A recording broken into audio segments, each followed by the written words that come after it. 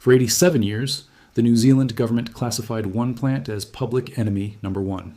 Farmers sprayed it, bulldozed it, burned it, slashed it back by hand, year after year, decade after decade. It was officially considered one of the most dangerous, most destructive weeds in the entire country.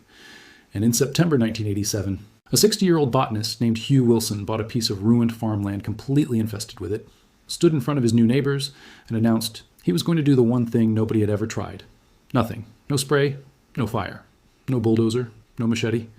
He was simply going to let the most hated plant on the Banks Peninsula grow, completely unchecked, across every acre he owned. A letter arrived at the local post office 2 weeks later calling him a fool and a dreamer. It said, quote, "Heaven help us from people like him," and predicted his land would be destroyed within a decade, with the weeds spreading across the whole peninsula and bankrupting every farm between Christchurch and the sea. 39 years later, that ruined farmland is 1,700 hectares of dense native forest. It has 47 waterfalls running year-round. It's home to 35 species of native birds. And the dangerous weed everyone was so afraid of, it's almost entirely gone. Nobody removed it. It destroyed itself, right on schedule, exactly the way Hugh Wilson said it would. The plant in question is called gorse, and its reputation in New Zealand wasn't exaggerated.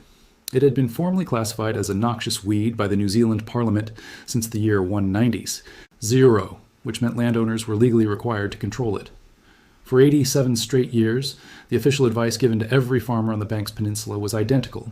Kill it by whatever means available and keep killing it forever, because it would never stop coming back on its own. The farmer who worked Hugh Wilson's land before him had followed that advice to the letter. He sprayed his paddocks with herbicide. He bulldozed entire hillsides. He slashed gorse back by hand, season after season. He burned fire breaks along the ridgelines to try to contain it. None of it worked.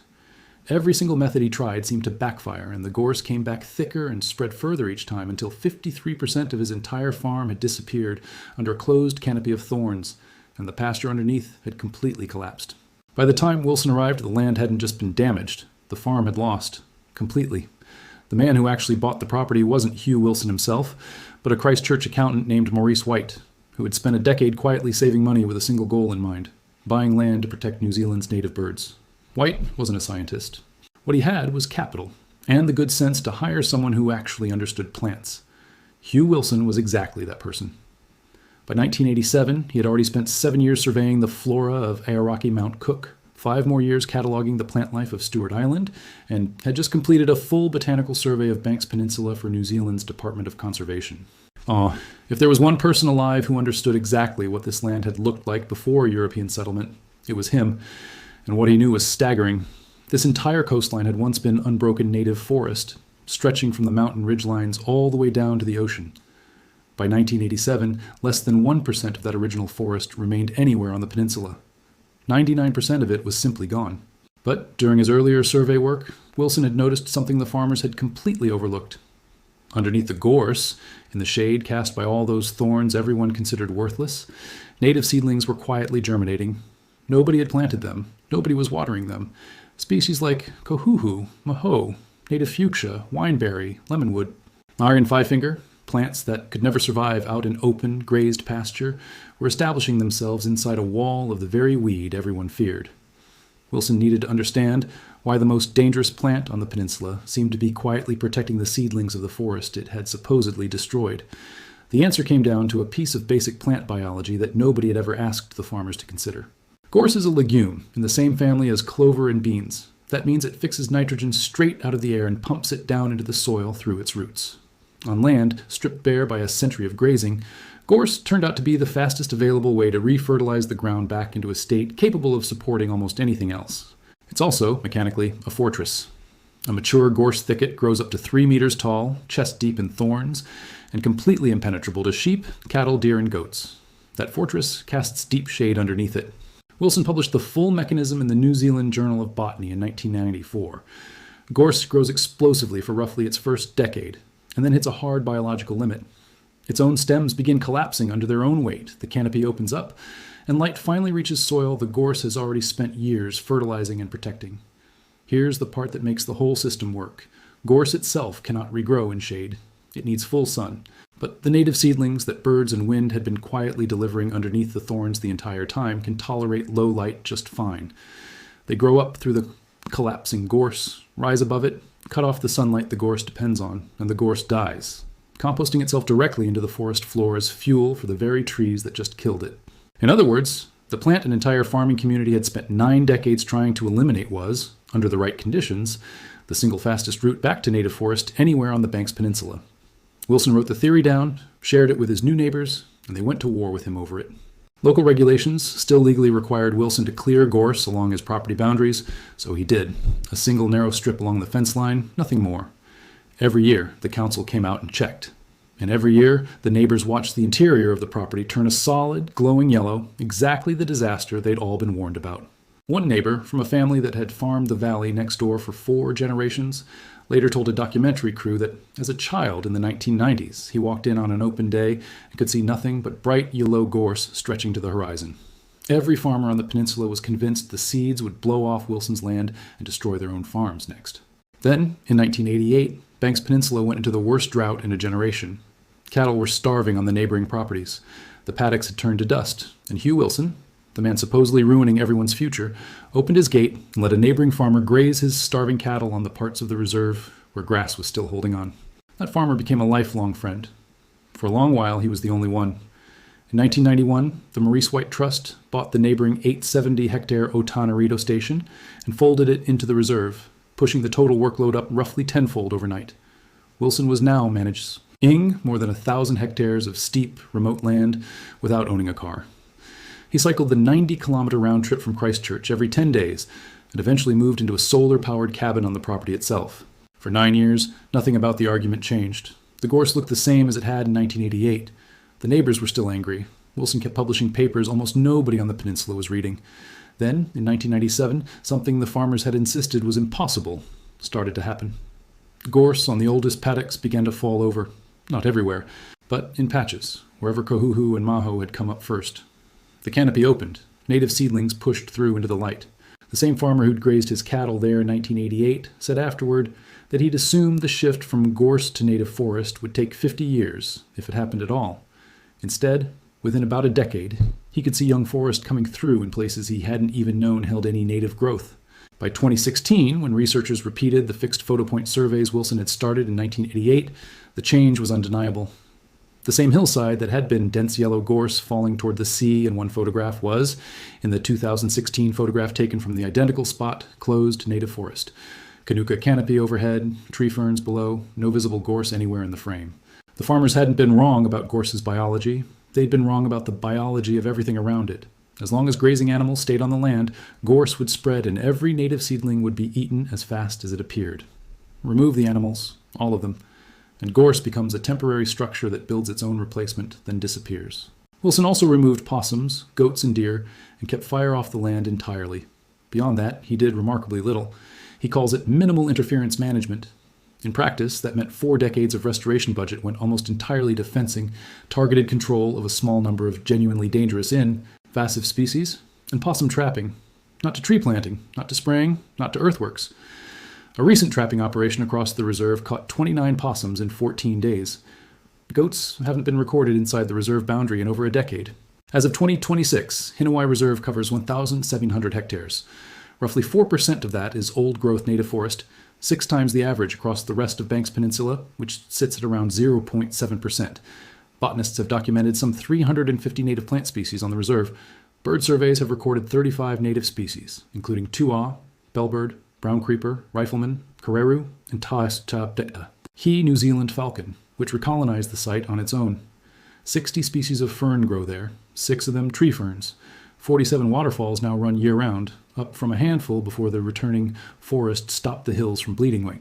Later in summer, the reserve currently earns roughly $1 million a year in carbon credits under the country's emissions trading scheme, alongside donations and walking track revenue, without a single planted tree. Wilson's 1994 paper predicted that by 2050, 95% of the reserve would be native forest, 4% old growth, and only 1% would remain scrub or tussock on the most exposed bluffs. He made that prediction while gorse still stood 3 meters tall across half the property. Every peer-reviewed survey since has tracked closer to that forecast than any other restoration project on the peninsula that used the conventional approach of spraying, clearing, and planting. The farmer who let his cattle graze on the reserve during the 1988 drought later watched his own son record tomtits in their family valley, a bird that hadn't been seen there in decades, spreading outward valley by valley as Hinawai's forest thickened. Marie Haley, whose family has farmed the neighboring property for 7 generations, now runs guided tours through the reserve. Hugh Wilson is 81. He still lives in the cabin. He still writes and hand illustrates the reserve's newsletter and mails it to 2,000 supporters. He has never planted a tree. There's a photograph in Wilson's 2017 paper, taken from a fixed monitoring point above the Otonarito Valley in Octo, Bear, 1988. It shows a hillside of pale grass and dense yellow gorse falling toward the sea. Beside it, taken from TI, same exact point in October 2016, is a hillside of closed dark green forest, tree ferns, Kanuka canopy, no gorse visible anywhere in the frame. The 2 photographs are 28 years apart. Nothing was planted between them. Nobody sprayed anything. The only thing anyone did on that hillside was refuse to touch it. Then, in 1988, the peninsula was hit by the worst drought in a generation. Cattle on neighboring properties were starving, paddocks had turned to dust, and Hugh Wilson, the man everyone believed was quietly wrecking the region's future, opened his gate and let a desperate neighboring farmer graze his starving cattle on the parts of his land where grass was still holding on. That farmer became a lifelong friend. For a long stretch of years, he was the only one. In 1991, the Maurice White Trust expanded again, purchasing 870 hectares of the adjoining Otonarito Station and folding it into what would eventually be named the Hinawai Reserve. The workload jumped roughly tenfold overnight. Wilson was now single-handedly managing over 1,000 hectares of some of the steepest, most remote terrain on the entire peninsula without owning a car. He cycled the 90-kilometer round trip from Christchurch every 10 days and eventually settled permanently into a small, solar-powered cabin on the property. For 9 straight years, nothing about the public argument changed. The gorse looked exactly the same as it had in 1988. The neighbors stayed angry. Wilson kept quietly publishing peer-reviewed papers almost nobody on the peninsula bothered to read. Then, in 1997, exactly the pattern the farmers had insisted was impossible began to appear. Gorse on the oldest paddocks started falling over, patch by patch, in exactly the spots where kohuhu and maho seedlings had come up first underneath it. Ta'ati canopy opened, and native seedlings pushed through into the light, just as Wilson's decade-old theory predicted. The same farmer who had let his cattle graze on Wilson's land during the 1988 drought later admitted in an interview that he'd originally assumed this transition would take 50 years, if it ever happened at all. Instead, within roughly 10 years, he could see native trees emerging in places he hadn't even known held native seedlings. By 2016, when researchers repeated the exact photo point surveys Wilson had started in 1988, the transformant ion was undeniable. The same hillside that had been choked with pale grass and dense yellow gorse in the original photograph now showed, from the identical vantage point, not closed native forest, Kanuka canopy rising well above head height, tree ferns filling the understory, and no visible gorse anywhere in the frame. The farmers hadn't been wrong about the biology of the weed itself. They had been wrong about everything happening around it. As long as sheep and cattle stayed on the land, gorse kept spreading, and any native seedling trying to grow got eaten as fast as it emerged. Remove the grazing animal's entire lie, and the most dangerous weed on the peninsula instantly becomes a temporary structure, one that builds its own replacement and then quietly disappears. Alongside removing livestock, Wilson also cleared out possums, goats, and deer, and kept the land completely free of fire. Beyond that, he did almost nothing. He calls it minimal interference management, and it means exactly what it sounds like. 4 decades of restoration budget on the reserve has gone almost entirely toward fencing, targeted control of a small number of genuinely dangerous invasive species, and ongoing possum trapping, not tree planting, not broad-scale spraying, not earthworks. A recent trapping operation across the reserve caught 29 possums in just 14 days. Goats haven't been recorded inside the reserve boundaries in over a decade.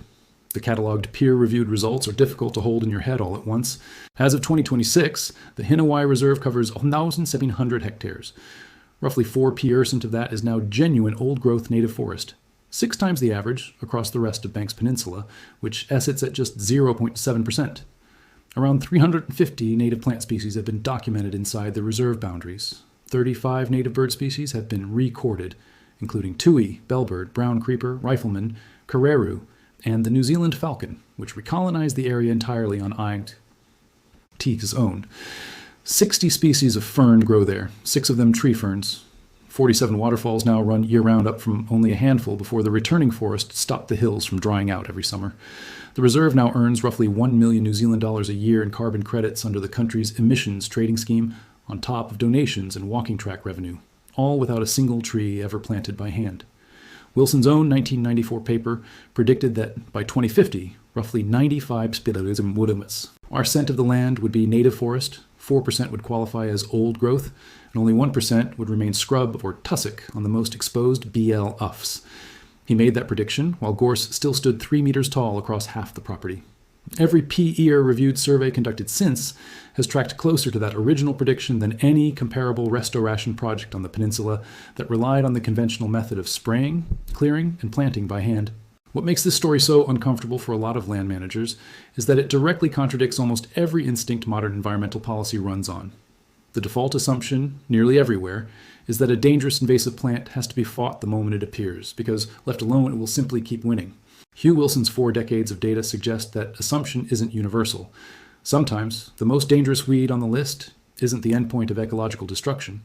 Sometimes, it's a temporary scaffold that a damaged landscape E builds for itself, using whatever tool happens to be available before slower, more permanent native species can move back in and take over for good. The gorse didn't need to be defeated. It needed to be left alone long enough to finish its job and die on its own schedule. That's a very different way of thinking about danger in a landscape E, and it's exactly why a single stubborn decision on one New Zealand farm is spread far beyond the Banks Peninsula, showing up in restoration ecology courses and conservation projects well outside the country that produced it. The neighbors know now. The farmer who let his starving cattle graze on Wilson's land during the 1988 drought later watched his own son record tomtita S in their family's valley, a bird his family hadn't seen there in decades. The birds had spread outward from the center of Hinawai, valley by valley, as the forest around them slowly thickened. Marie Haley, whose family has farmed the neighboring property for 7 generations, now runs guided tours directly through the reserve. Hugh Wilson is 81 years old today. He still lives in the same inn. He still handwrites and illustrates the reserve's newsletter, mailing it out to roughly 2,000 supporters around the world. In nearly 4 decades of running one of the most successful forest restoration projects in the Southern Hemisphere, he has never once planted a tree. There's a photograph in Wilson's 2017 research paper taken from a fixed monitoring point above the Otanerito Valley in October 1988. It shows a hillside of pale grass and dense yellow gorse howling away toward the sea. Right beside it, taken from the exact aim point in October 2016, is a hillside of closed, dark green forest with no visible gorse anywhere in the frame. 28 years apart. Nothing planted between them. Nobody sprayed anything. The only thing anyone did to that hillside was refuse to touch it. If this changed how you think about what land can do when it's simply left alone, subscribe. One of these goes up every week.